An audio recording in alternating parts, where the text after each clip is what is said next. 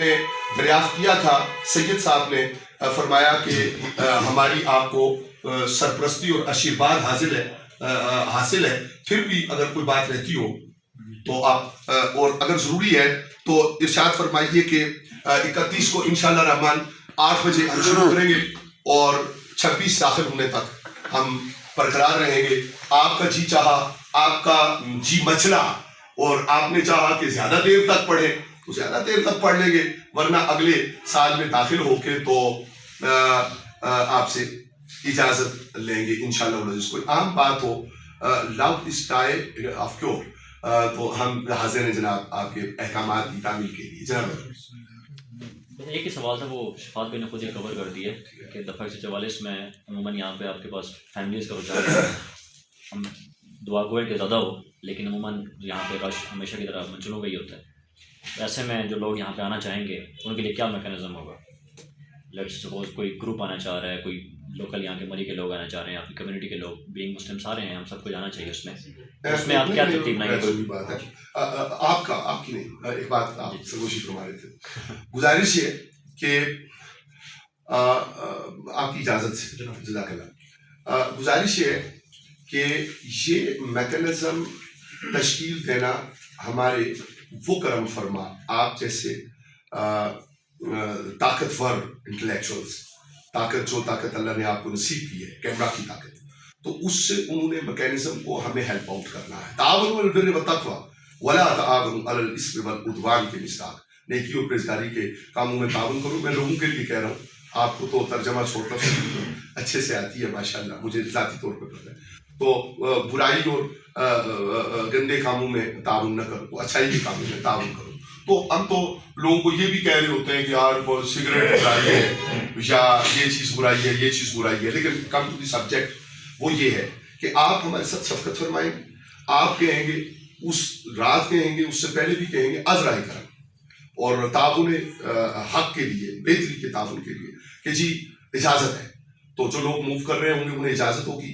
سب سے بڑا میکینزم آپ کے ذریعہ سے یہ پیغام ہے کہ آپ جب تشریف لائیں گے تو آپ کو اگر کوئی آفیسر ڈیوٹی پہ یہ کہیں کہ آپ کو اجازت نہیں ہے تو انہیں آلریڈی پتا ہوگا، بلکہ 2 روز پہلے انہیں جو ان کی مینجمنٹ کی یا کیا کہنا چاہیے ایڈمنسٹریٹو میٹنگ تھی، اس میں بتا دیا گیا ہے کہ یہ پروگرام ہے. تو وہ جب دوست کہیں گے تو انشاءاللہ ان کو الاؤ. کوئی اور بات ہو؟ اس میں یہ ہے کہ ایک تو 144 کے حوالے سے کلیئرنس کر دوں کہ اس کی جو ہے وہ ایگزمپٹ ہوتا ہے جو کسی چار دیواری یا چھت کے نیچے ہو.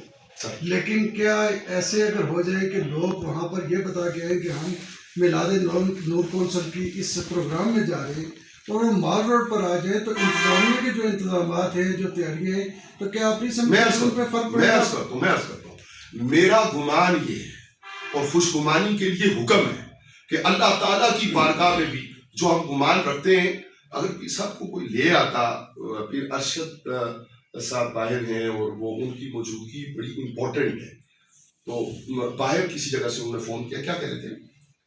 جی تو کائنڈلی ڈاکٹر صاحب آپ تشریف لے جائیں تو ان کو دیکھ لیں، اگر وہ ہماری اس نشست کے دوران آ جائے تو بہت امپورٹنٹ ہے. جی گمان اچھا رکھنا چاہیے.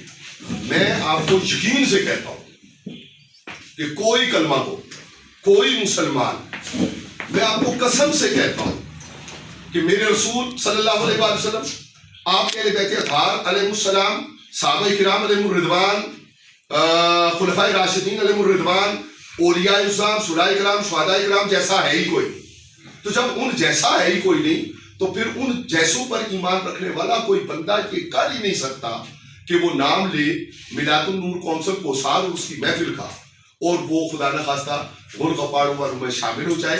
ایون دین اگر کوئی ایسی صورتحال ہوتی ہے تو ہم اپنے طور پہ بھی اور انتظامیہ یقیناً اس کے لیے انتہائی الرٹ ہے. جی بسم اللہ. وعلیکم السلام ورحمۃ اللہ وبرکاتہ. کے بجائے 5 منٹ لیٹ بات شروع کی تھی، تو کوئی اہم بات اپنے سننے والوں کو اگر آپ بتانا چاہیں تو پلیز ارشاد فرمائیں.